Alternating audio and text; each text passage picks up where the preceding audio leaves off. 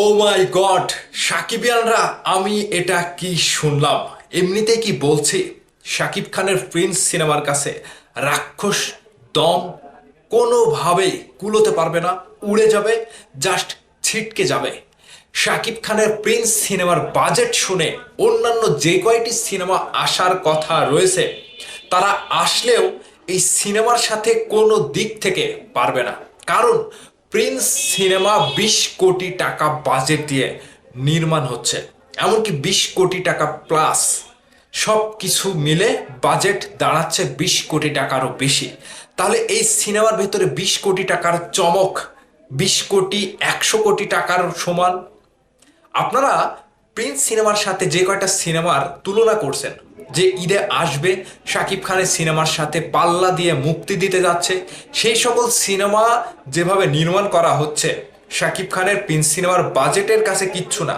আর এই বাজেটটাই হচ্ছে একটা সিনেমার মূল কলকাঠি। এই বাজেটটাই একটা সিনেমার মোড় ঘুরিয়ে দিতে পারে।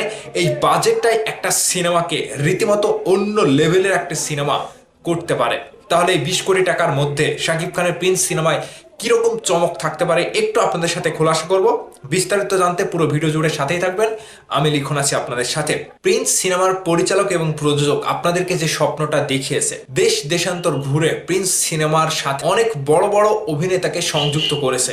সেই জায়গা থেকে প্রিন্স সিনেমাটি শুটিং ইন্ডিয়া থেকে তারা শুরু করতে চেয়েছিল, কিন্তু কোনো একটা কারণে ইন্ডিয়াতে শুরু করা সম্ভব হয়নি। তারা উড়ে গিয়েছে শ্রীলঙ্কাতে। শ্রীলঙ্কাতে শুটিং সেট ফেলে সেখানে যেভাবে শুটিং করা হচ্ছে, ঠিক এটা বাংলাদেশেও সম্ভব না, ইন্ডিয়াতেও সম্ভব না। সে কারণেই ইন্ডিয়ার যত বড় বড় নায়ক, যত বড় বড় সে কারণে ইন্ডিয়ার যত বড় বড় অভিনেতা, ইন্ডিয়ার যত বড় বড় ভিলেন রয়েছে, সেই সকল ভিলেনদেরকে গুছিয়ে এই প্রিন্স সিনেমায় যখন শুটিং করতে তারা চাইলো, তখন ইন্ডিয়ার মতো জায়গাতে শুটিং করা পসিবল না হওয়ার কারণে তারা চলে গেল শ্রীলঙ্কাতে। ঠিক শ্রীলঙ্কা থেকে একটা প্যাকেজ, একটা অন্য রকম লেভেলের সিনেমা বানিয়ে নিয়ে এসে বাংলাদেশে যখন রিলিজ হবে, তখন দম বলেন, রাক্ষস বলেন, আরও যে কয়টা সিনেমা বলেন, প্রত্যেকটা সিনেমা উড়ে যাবে, জাস্ট ছিটকে যাবে।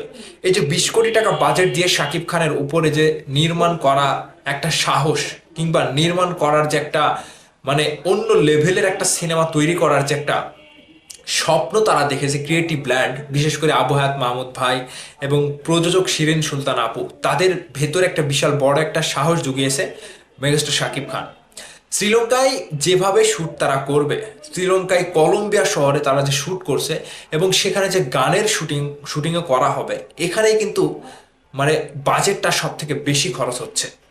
বাংলাদেশে তো প্রায় 7 দিন শ্যুট করেছে, সেখানে ঢাকার একটা মানে পরিবেশ, সিনেমার ভেতর একটা পরিবেশ দেখানো হবে যে 90 দশকের একটা গল্প থেকে শুরু হবে। সেখান থেকে গল্পটা স্টার্টিং হবে। সেই গল্পটা স্টার্টিং হতে হতে হতে হতে বিগ বিগ অভিনেতাদের সঙ্গে দেখা হবে পর্দায়। আর এই সকল সাহসী অভিনেতা, বলিউডের বড় বড় ভিলেন যখন পর্দায় এন্ট্রি নেবে, তখন বুঝতে পারবেন যে 20 কোটি টাকা বাজেট দিয়ে তারা কি সিনেমা তৈরি করেছে। বাংলাদেশের ইতিহাসে যতগুলো শাকিব খানের বড় বড় সিনেমা হয়েছে, বরবাদ বলেন, তুফান বলেন, তাণ্ডব বলেন, এই সব কিছুর মাইল ফলক ছাড়িয়ে যাবে শাকিব খানের প্রিন্স সিনেমা। এক কথায় বলা যেতে পারে বলিউডের সিনেমার আঙ্গিকে এই প্রিন্স সিনেমাটি নির্মাণ করা হচ্ছে, যেটা কিনা বাংলাদেশের কোনো জায়গাতে শ্যুট করা সম্ভব না। আর এই সেট আপ থেকে তৈরি করে শুটিং সেট, কিংবা যতগুলো অভিনয় শিল্পী কিংবা বড় বড় অভিনেতা এই সিনেমার সাথে যুক্ত রয়েছে, এই প্রত্যেকের পেছনে বাজেট চুক্তিবদ্ধ করতে গেলে দেখা যাচ্ছে প্রিন্স সিনেমার বাজেটটা সব থেকে বড় আকারের প্রভাব ফেলছে অ্যাক্ট্রেস এবং অ্যাক্টরদের ওপরে। শাকিব খান ব্যতীত যে সকল নায়ক মানে অভিনয় শিল্পী রয়েছে কিংবা ভিলেন রয়েছে বড় মাপের বলিউডের, সেই সকল ভিলেনদের বাজেটও কিন্তু অনেকটাই শাকিব খানের কাছাকাছি। এছাড়া ডিওপি, ক্যামেরাম্যান, এছাড়া যে কয়টা কমার্শিয়াল সিনেমার কাজের জন্য যে কয়জন মানুষ দরকার, এক কথায় কলা কৌশলী দরকার, প্রত্যেকেই কিন্তু পরীক্ষিত এবং বলিউডের বড় বড় সিনেমায় কাজ করেছে। এইরকম ভাবেই তারা শুটিং টিমটা সেট করে কিন্তু শ্রীলঙ্কাতে শুটিং করছে।